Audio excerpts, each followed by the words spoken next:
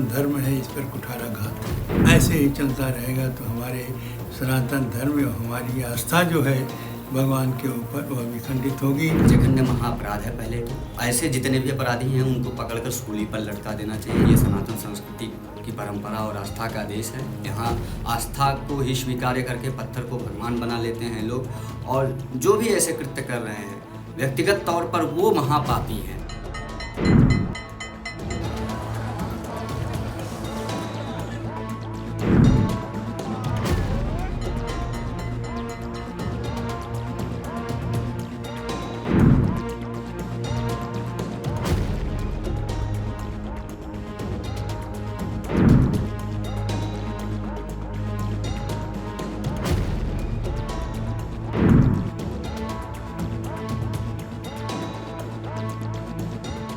जो भी घटनाएं हुई हैं, जैसा जांच हुआ है उससे स्पष्ट हो गया है कि ना इसमें जो है यह चर्बी मिलाया गया है और मछली का तेल मिलाया गया है, और वहाँ की जो सरकार थी उसको संज्ञान में है कि नहीं है, और कब से मिलाया जा रहा है इसका भी पता नहीं है।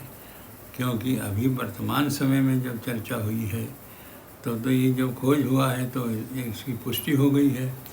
तो ऐसी स्थिति में ये हमारे मैं समझता हूँ अंतर्राष्ट्रीय षड्यंत्र है। हमारे जो सनातन धर्म है इस पर कुठाराघात है, और इसकी बड़ी गंभीरता से सरकार को लेना चाहिए। और उसके बाद इसको जांच कराने के लिए जो दोषी जो है उसको दंड दिया जाए। साथ ही साथ ऐसी घटना अब न हो, क्योंकि बाला तिरुपति जी के मंदिर का जो आस्था है लोगों में बहुत अधिक है। वर्तमान समय में जहाँ भी देखा जाए लोग बाला तिरुपति जी जाते हैं और वहाँ से प्रसाद के रूप में लड्डू लेते हैं और लड्डू दिया जाता है उनको। और इस तरह से जो घटना हुई है वो बहुत ही दुखदाई है। ये आस्था के ऊपर आघात है, और मैं समझता हूँ सरकार इस पर संज्ञान ले और इसका खोज करके और इसका अच्छी प्रकार से अन्वेषण करें। देखें कि आखिर ये षड्यंत्र कहाँ से है। अंतर्राष्ट्रीय षड्यंत्र है कि यहाँ के हमारे देश के ही लोग हैं। हमारे सनातन धर्म के ऊपर जो कुठाराघात हुआ है वो बहुत ही कष्टदायी है, और इसका जांच बहुत ज़रूरी है। और जिन लोगों ने ऐसी षड्यंत्र किया है उनको कठोर से कठोर दंड दिया जाए, नहीं तो ऐसे ही चलता रहेगा तो हमारे सनातन धर्म और हमारी आस्था जो है भगवान के ऊपर वह विखंडित होगी। लोग सोचेंगे कि प्रसाद में जब इस प्रकार से मिलावट हो रहा है तो हम उस प्रसाद क्यों लेंगे। तो ऐसी जो समस्या उत्पन्न होगी हमारे श्रद्धालुओं पर, भक्तों पर, वह बहुत ही दर्दनाक होगा, बहुत कष्टदायी होगा। इसलिए इस पर खोज किया जाए, और जो भी व्यक्ति ने ऐसा षड्यंत्र किया है वो हमारे यहाँ की अंतर्राष्ट्रीय है, वो सबके पता लगावें और उसके बाद में इससे वंचित हो जाए। लोग कभी भी ऐसी घटना न करें। ऐसी दंडनीय अपराध ये है, उनको दंडनीय अपराध देना चाहिए। जो दंडनीय अपराध है तो दंडनीय अपराध पर जो उनको दंड देना चाहिए। कुल जो प्राण प्रतिष्ठा भगवान रामलला में वहाँ से 1 लाख लड्डू आए थे, क्या माना जाए करोड़ों हिंदुओं का आस्था के साथ खिलवाड़ किया गया था? बहुत ज़्यादा खिलवाड़ हुआ है।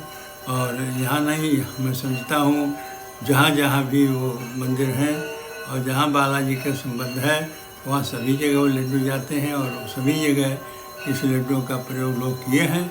और करने के बाद में वो आज जब पता चल रहा है तो लोग दुखी हैं। जघन्य महाअपराध है। पहले तो ऐसे जितने भी अपराधी हैं उनको पकड़कर सूली पर लटका देना चाहिए। इसके लिए कोई क्षमा नहीं है।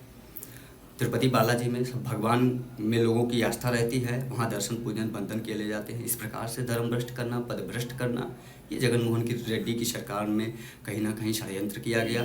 और उसके बाद 1 लाख से ज़्यादा लड्डू अयोध्या राम मंदिर प्राण प्रतिष्ठा में भिजवाना, यह भी एक बहुत बड़ा अपराध जो मैं मानता हूँ कि जिसकी कोई क्षमा और कोई विधा नहीं है। ऐसे लोगों के ऊपर त्वरित और निष्पक्ष कार्यवाही की जानी चाहिए और इन्हें सूली पर लटका दिया जाना चाहिए। जो भी आरोपी पाए जाएं, जो भी दोषी पाए जाएं, इसमें कहीं कोई क्षमा की विधा है ही नहीं, शब्द ही नहीं है। इतने बड़े अपराध हैं ये बहुत बड़ा अपराध है, महापाप है। करोड़ों साधु संतों और सनातन धर्म को मानने वालों के साथ आस्था के साथ खिलवाड़ किया गया है, उनका धर्म भ्रष्ट करने का काम किया गया है।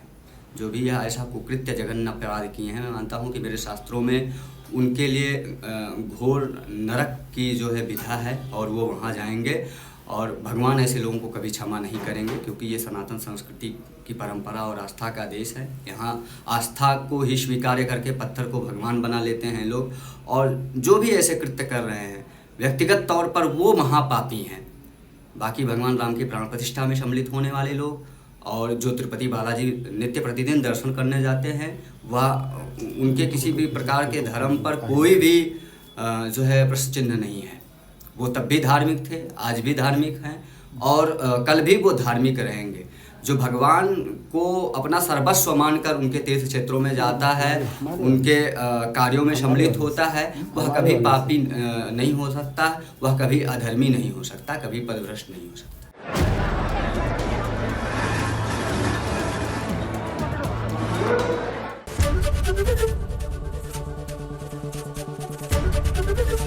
एबीपी गंगा, खबर आपकी, जुबान आपकी।